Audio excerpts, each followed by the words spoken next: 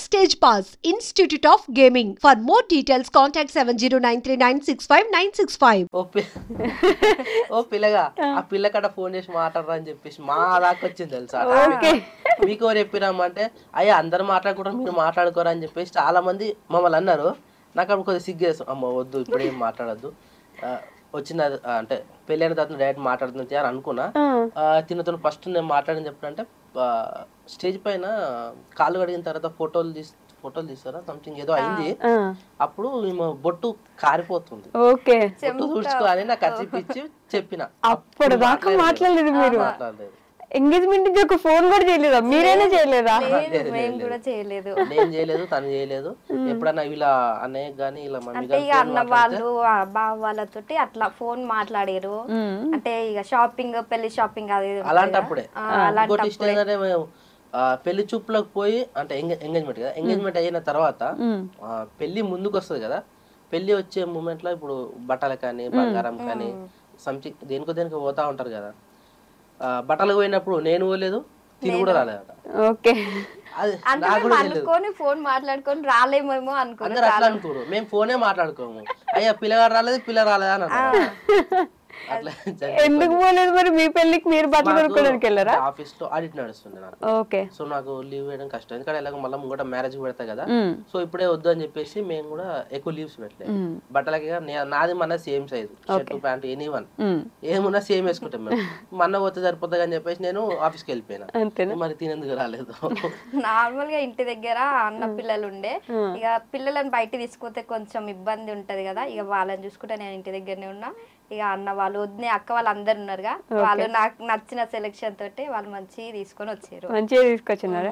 కానీ శిరీష గారు అబ్బాయికి పెళ్ళంటే ఏముంది, వాళ్ళ ఇంటికే మనం వెళ్తాం కాబట్టి ఓకే, కానీ అమ్మాయికి పెళ్ళంటే మన ఇల్లు వదిలేయాలి, మన వాళ్ళని వదిలేయాలి, అందరిని వదిలేసి పేరు కానుంచి మనకి మారిపోతుంటాయి అన్ని. ఓ అది మాత్రం నిజమే, పేరు ఇంటి పేరు నుంచి మన అంటే వాళ్ళ పేరు మన పేరు సెట్ కాకుండా కానీ మన పేరు మారిపోతుంది. మమ్మీ వాళ్ళు పెట్టిన పేరు కానుంచి కూడా పేరు కూడా మార్చినారా? మామూలుగా అట్లా మారుతుంది అంటే మనం అట్లా వెళ్ళిపోతే మన పేర్లు కూడా కొన్ని మారుతాయి కదా కొంతమంది అట్లా. ఎప్పుడు అబ్బాయికి మార్చారు? ఓన్లీ అమ్మాయికి అన్ని మారిపోతుంటాయి.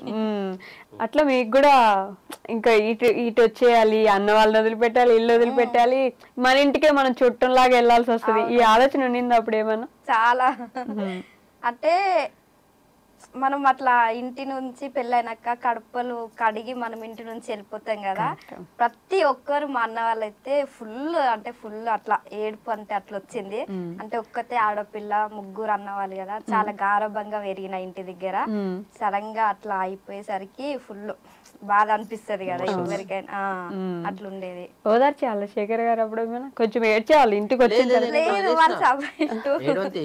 ఫస్ట్ అదే లాస్ట్ టైం ఏడడం, ఎవరైనా సరే ఎంత ఏడిస్తే అంత బాధ పోతుంటారు కదా, అందుకని చెప్పేసి నేను వదిలేసిన. అరే ఏడవంతి అని చెప్పేసి తనంతలో తన నా దగ్గరికి వచ్చేంత వరకు నేను పిలవలే ఏడుస్తున్నప్పుడు, ఎందుకంటే కడపలు కడుగుతారు అది చేస్తారు కదా. వెళ్దామా పొరి బిడ్డ అని చెప్పేసి పెద్ద మనుషులు చెప్పేంత వరకు కూడా తన దగ్గర నేను రాలే.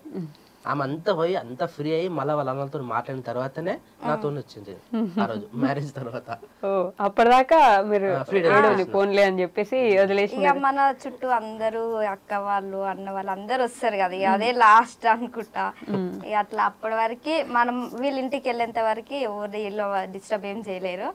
ఇక అక్క అత్తమ్మ వాళ్ళు కూడా వచ్చి బాధపడ్డారు. ఉంటది కదా ప్రతి ఒక్క ఆడపిల్లకైనా ఎంత పెద్ద ఉన్నా గానీ ఖచ్చితంగా ఉంటది. అది ఏంటో రాసి పెట్టినారు ఎవరు అట్లా ఆడపిల్లే పోవాలి అట్లా అని చెప్పేసి. శిరీష గారు ఎంతవరకు చదువుకున్నారు మీరు? నేను ఇంటర్. మీరు ఏం జాబ్ చేస్తున్నారు? యాక్చువల్లీ నేను భారత్ బయోటెక్ లో ఎంప్లాయ్ ఉండే. ఓకే.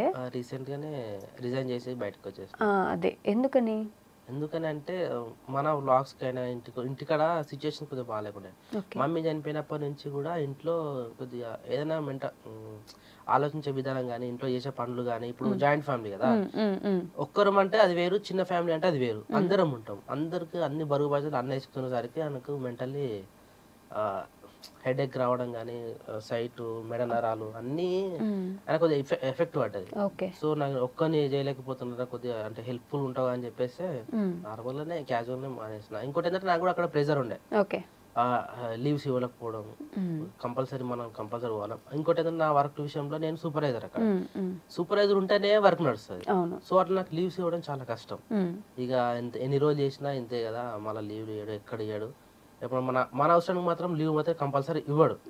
కంపల్సరీ ఎన్ని రోజులు చేసినా కానీ ఇక్కడ ఎన్ని రోజులు ఏం చేస్తామని చెప్పేసి లైట్ చేసుకుని, ఇక శాలరీ కూడా తక్కువ ఉండే కొద్దిగా. పేరుకి ఎంప్లాయ్మెంట్ సూపర్వైజర్ కానీ మన క్వాలిఫికేషన్ తగ్గట్టు శాలరీ తక్కువ ఉండే. సో ఇక సెట్ అవ్వదు మనకు, ఏముడు చేసుకున్నా సొంతంగా ఇంటికానే చేసుకున్నాం అన్నట్టుగా రిజైన్ చేసి. ఏదైనా అది గొప్ప కదా, మనకి సొంతంగా మనం ఏం చేసుకుంటే ఫ్రీడమ్ ఉంది, అంటే మన లైఫ్ మన ఇష్టం, మనం ఎంజాయ్ చేసుకుంటే అంత అట్లా ఉంటుంది. కాదు, ఇందాక కంటిన్యూ చేద్దాం. తర్వాత మళ్ళీ ఎప్పుడు బాగా మాట్లాడుకున్నారు ఒకరి గురించి ఒకరు తెలుసుకున్నది ఎప్పుడు మీరు? అలా అసలు అట్లాంటివి ఏం తెలుసా? కొన్ని క్వశ్చన్స్ అడగాల మీకు, ఒకరి గురించి ఒకరికి ఎంత తెలుసు అని చెప్పేసి. అంటే అంత టైం మాకు ఉండదు, జాయింట్ ఫ్యామిలీ కాబట్టి అంత ఫ్రీడమ్ కూడా మనకు లేదు. అప్పుడు మా మ్యారేజ్ తర్వాత కూడా డాడీని తీసుకురావడం, డిశ్చార్జ్ చేయడం, డాడీని చూసుకోవడం, అది ఇది చేసి జర అటు ఇటు ఒక 6 months అటు ఇటు చేయలేకపోయి 1 year ఎగ్జాక్ట్ గా 1 year కూడా కాదు 2 months 3 months తిని వాళ్ళు డాడీ చనిపోయాడు మా మామయ్య. సో అది కూడా కొద్దిగా ఇబ్బంది అనిపించింది. దాని తర్వాత అటు ఇటు చేసే లోపు మళ్ళీ ఎగ్జాక్ట్ 1 year మా అత్తమ్మకి అప్పుడు హెల్త్ బాగాలేక అట్లా అన్ని ఒకటేసారి ఇచ్చేసినాయి. ఈ 2-3 ఈ మా మ్యారేజ్ అయ్యి కూడా 3 years అయిపోతుంది. ఈ 3 years లా ఈ 3 కొద్దిగా కొంచెం ఇబ్బంది అనిపించింది. జాయింట్ ఫ్యామిలీ అనగానే ప్లస్ పాయింట్ ఏంటంటే, జాయింట్ ఫ్యామిలీ అంటే నలుగురికి బాధలు ఉంటే నలుగురు కూర్చొని మాట్లాడుకొని సాల్వ్ చేసుకుంటారు, 4 బాగుంటాయి. ఒక మైనస్ పాయింట్ అంటే ఇప్పుడు నలుగురు ఉన్నారు, ఇద్దరు సపరేట్ కపుల్ అయితే ఈ ఇద్దరికి ప్రైవసీ ఉండదు, ఈ ఇద్దరు మాట్లాడుకోవడానికి టైం ఉండదు, ఈ ఇద్దరికి కలిసి ఉండడానికి టైం ఉండదు అని అంటుంటారు కదా, ఎంతవరకు నిజం? నిజమే, అది 100% నిజం. ఎందుకంటే ఇది ఎంత నిజమో అంత ప్లస్ పాయింట్ కూడా మనకు ఉన్నది జాయింట్ ఫ్యామిలీ అంటే. ఫర్ ఎగ్జాంపుల్ మేమిద్దరం అంటే జాయింట్ ఫ్యామిలీ ఉన్నప్పుడు మేమిద్దరం ఉన్నాం, ఇప్పుడు మా పిల్లలు ఉన్నారు. ఫర్ ఎగ్జాంపుల్ నేను ఆఫీస్కి వెళ్తున్నా, తిని ఇంట్లో ఉంటుంది, లేకపోతే తిన కూడా ఏదో బయట పని ఉందనుకో, పిల్లలు ఉంటున్నారు, పిల్లల్ని చూసుకోవాలి కదా. అలాంటప్పుడు ఎవరు చూసుకోవాలి? ఇంట్లో తాతయ్యనో అమ్మమ్మనో నానమ్మనో అన్నయ్యనో వదినో తమ్ముడో ఉంటే ఇవన్నీ క్యారీ చేస్తూ ఉంటారు. అట్లా చాలా బెనిఫిట్. ఇప్పుడు నేను రీసెంట్గా మేము మా షెడ్ దగ్గర చూడండి, ఒక వర్క్ ఉండే, గడ్డి మోయడం కానీ మట్టి వేయడం కానీ. ఒక్కరు చేసే పని ఎలా ఉంటది, 10 మంది చేసే పని ఎలా ఉంటది. ఇలాంటప్పుడు బయట వాళ్ళు వస్తారా? రారు. ఓన్లీ సింగిల్ ఇద్దరు పర్సన్సే అనుకో, అంటే చిన్న ఫ్యామిలీ అనుకో, ఒక రోజు చేసే పని ఒక గంట సేపట్లో వేసేయచ్చు మనం అందరం కలిసి ఉంటాం. అదే ఇద్దరే ఉన్నాం అనుకో, 2 రోజులు పడుతుంది. అట్లా ఏ విధంగా అయినా కానీ జాయింట్ ఫ్యామిలీ మంచిది. ఏ విషయంలో అయినా కానీ ఫ్యామిలీ తోటి ఉండడమే మంచిది అనిపిస్తుంది. హెల్త్ అంటే ఒకరికి హెల్త్ విషయం అయినా, తన ప్రాబ్లమ్స్ ఏ ఉన్నా గానీ ఫ్యామిలీ ఉంటే ఫ్యామిలీ తోటి షేర్ చేసుకోవడం గానీ కొంచెం ఫీలింగ్ ఉంటది కదా, అదంతా పోతుంది. అంటే పిల్లలతో ఉండడం అది అని. అట్లా మీరిద్దరు టైం మిస్ అవ్వట్లేదో మీరు నిజం చెప్పండి. అంటే మా ఆయనతో నాకు కొంచెం పర్సనల్ గా టైం ఉంటే బాగుంటది, ప్రైవసీ ఉంటే బాగుంటది ఇట్లా అనుకుంటాం కదా, మీరు అట్లా ఎప్పుడు అనుకోలేదా? నిజం చెప్పండి. లేదు, ఎప్పుడు అనుకోలేదు. రాదు కదా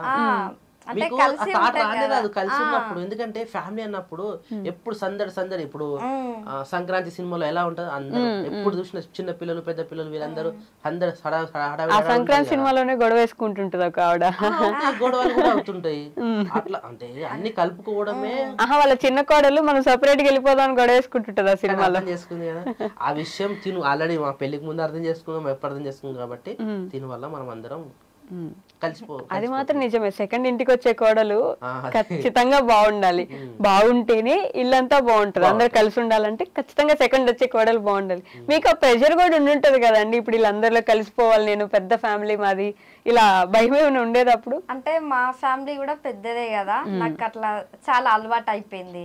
అంటే మా ఇంట్లో అట్లా లేదు కదా, అన్న వాళ్ళు వదినే వాళ్ళు అమ్మ డాడీ ఫ్యామిలీ పెద్దది కదా, ఆ ఫ్యామిలీ నుంచి ఈ పెద్ద ఫ్యామిలీకి వచ్చినాయి కదా, అట్లా ఇబ్బంది ఏం లేదు, మంచిగానే ఉంటా. మాకు కూడా అంతే ఏం అనిపించలే. అంటే ఒక అన్నోన్ పర్సన్ కొత్తగా వచ్చి, ఇప్పుడు మా ఫస్ట్ మ్యారేజ్ వదిన అన్నప్పుడు నా క్లాస్మేట్ కాబట్టి ఆల్రెడీ పరిచయం ఉంది కాబట్టి అంత ఏమనిపించలేదు. జ్యోతి మా బావకి ఇచ్చేసినాం కాబట్టి అట్లా నడిచిపోయింది. ఈ మొక్కతే కొత్తది అన్నోన్ పర్సన్ మన ఫ్యామిలీలోకి ఎంట్రీ అయింది, ఎట్లుంటుందో అని చాలా అనిపించింది. అసలు ఈమె వచ్చిన విషయం కూడా మాకు ఎవరు తెలియదు, అంత సింపుల్ ఉండిపోయింది. అంటే ఫస్ట్ అక్క ఫ్యామిలీలో అందరితోటి కలిసిపోయింది. అత్తమ్మ మామయ్య బావాలు ఏ చెప్పినా తను వింటది, మంచిగా ఉంటది. కానీ నెక్స్ట్ వచ్చే అమ్మ ఎట్లుంటది, ఫ్యామిలీ విడగొడుతుందా, మంచిగా ఉంటదా అని కొంచెం ఇంట్లో ఉన్న వాళ్ళకి టెన్షన్ ఉంటది. నా విషయంలో అయితే వాళ్ళు అట్లా టెన్షన్ పడ్డారంట, మంచిగా ఉంటుందో లేదో, గొడవలు అయితే విడిపోతామని. కానీ ఒక 6 months వరకు అబ్జర్వ్ చేసిర్రు నన్ను కూడా, మంచిగా ఉంటదా ఇట్లా గొడవలు ఎట్లా అయితే అని. అత్తమ్మ చాలా ఏమన్నా చెడు జరగబోతున్నా ఏమైనా ఉన్నా కానీ ముందే పసిగట్టి మా అమ్మ అట్లా కాదు బిడ్డ, ఇట్లా చేస్తే బాగుంటది, అట్లా చేస్తే బాగుంటది అని చెప్పేసి ముందే చెప్పేస్తుండే. అది ఎవరికైనా సరే మా అమ్మ మాటలో నడుచుకున్నాం కాబట్టి ఇప్పటికి స్టిల్ ఇప్పటి వరకు ఇలానే ఉన్నాం. మిస్ అవుతారా అమ్మని? చాలా. మీరు ఎక్కువ మిస్ అవుతున్నారా? అంటే నాకు తనతో అత్తమ్మతో అయితే ఒక 1 year మా ఇద్దరిది. అక్క అత్తమ్మ వాళ్ళంటే చాలా సంవత్సరాలు. కానీ ఇప్పటికైనా నాకు అనిపిస్తుంది అత్తమ్మ ఉంటే బాగుంటది. ఈ 1 year లో ఎలా ఉండేవాళ్ళు మీతోటి? మీ అత్తమ్మ రిలేషన్ ఎలా ఉండేది? అంటే చాలా తక్కువ. అంటే అత్తమ్మ డ్యూటీకి వెళ్ళిపోతుండే, ఎక్కువ అక్కతోటే ఉంటుండే. ఏదైనా అక్క నేను షేర్ చేసుకుంటుండే. నేను మా వాళ్ళ ఇంటి అంటే అమ్మోళ్ళ ఇంటికి వెళ్ళాలన్నా ఫస్ట్ అక్క నేను ఇంటికి వెళ్తా, అత్తమ్మతోటి చెప్పు అంటే తినకేం చెప్పకపోతుండే నేను ఇంటికి పోతా అని. ఫస్ట్ అక్కకి చెప్పి అక్క అత్తమ్మతోటి చెప్తే అత్తమ్మ అప్పుడు చెప్తుండే, శిరీషని ఆ ఇంటి దగ్గర దింపిరా, తను 2 రోజులు ఉండొస్తుందంట అని చెప్తే అప్పుడు మా అమ్మ చెప్తే నాకు తెలుసు. అంటే మీరు అన్నారు కదా ఇప్పుడు అదేదో ప్రైవసీ అని, జాయింట్ ఫ్యామిలీ అట్లా డైరెక్ట్ వచ్చి చెప్పడానికి అలా ఉండదు, ఫ్రీడమ్ ఇట్లా రావాలి. అంటే ఎక్కువ నేను పెళ్లి చేసుకొని వెళ్ళినప్పటి నుంచి అన్ని అక్క అంటే అత్తమ్మ ఉంటే అత్తమ్మ చెప్తుండే. కానీ అప్పుడు మా అమ్మాయికి హెల్త్ బాగాలే, నాకు అంతేం తెలియదు కదా, కొత్తగా వెళ్ళిన ఈ అక్కనే చూసుకుంటే ఆమె ఎట్లా చూసుకుంటుందో నేను ఆమెను చూసి నేర్చుకొని నేను కూడా అదే అట్లానే ఉంటుండే.